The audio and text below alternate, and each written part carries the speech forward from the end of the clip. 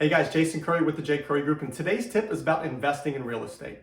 There's a lot of things that when people are investing in real estate, they're just not thinking of or considering of when they're running the numbers. And I want to make sure that if you ever get into this position and you do decide to invest in real estate, or maybe you already are, that you are considering these numbers going into it. Now, the example I used is not in this area, it's in York, Pennsylvania.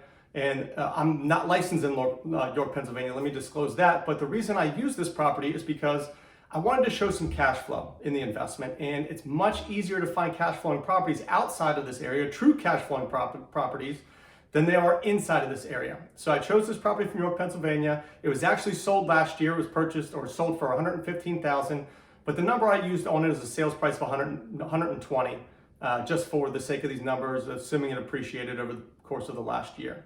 Now, the rental numbers that I used on this, I was pretty conservative on it. I put $1,800 a month. It's a duplex. It's a 3-bedroom, 1 bath on each side duplex. And the rental numbers I put on was a total for both sides of $1,800, when really that's conservative. It's probably more like $1,900 or even more, to be honest with you. But these numbers work out, so I kept it conservative at 18. Now, with an investment property, you're gonna be putting 25% down. So your cash to close on this property is approximately, between closing costs and down payments, is $39,000.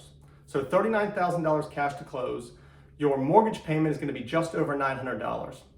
So the way a lot of people look at these numbers right off the bat is they say, okay, I'm renting this for $1,800. My mortgage payment and taxes, insurance, everything included is going to be just over $900. That's a $900 or $800 a month cash flow. And that's not true. You can't look at it that way, because there's other things you need to consider.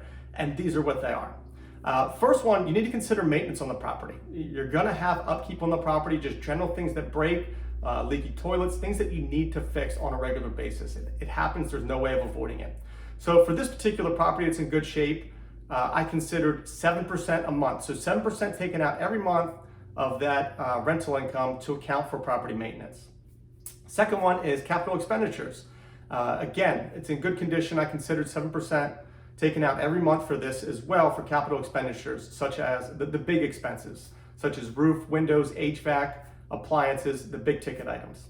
Next, I want to consider vacancy. There's going to be time in between renters in some markets more than others that you're not going to have rental income. So we need to consider that. And again, I put about 7% on this. So we have 7% maintenance, 7% taken out for capital expenditures, 7% taken out for vacancy, and then another 10% for property management, because you have to pay a property manager, especially as suggested, because you're not there. You certainly could manage it on your own, but long term, the idea is to have passive cash flow, a passive investment, and it's not passive if you're managing the property, especially if it's in an area that you're not in. But even if it's local, it can be difficult to manage. So right there, 7%, 7%, 7%, 10%, 21% taken off the top before you can really consider cash flow. So after all that, this particular property at $1,800 a month rent, you're cash flowing about $320 per month. That's clear cash flow every month.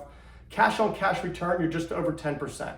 Okay, so the cash on cash return is how much money you have into the property versus how much you have coming out every year. And this is about a 10% cash on cash return, which is a pretty good investment. Now, add into it the other levers that you can benefit from real estate, which is going to be mortgage pay down. You have the tenants in there paying your mortgage down. You're gaining from that. Appreciation on the property. Your mortgage is going to stay the same. Taxes will go up, but your mortgage is always going to stay the same, but rent will keep going up consistently. And then finally, taxes, which I suggest talking to your accountant about, but there's good tax benefits in having rental property as well. If you have any questions, feel free to reach out. I'm happy to talk about this all the time. Even if you're not investing in this area or an area that I deal with whatsoever, I'm happy to just run numbers with you and talk real estate. If you have any questions, give me a call, 703-915-2244. Thanks for watching.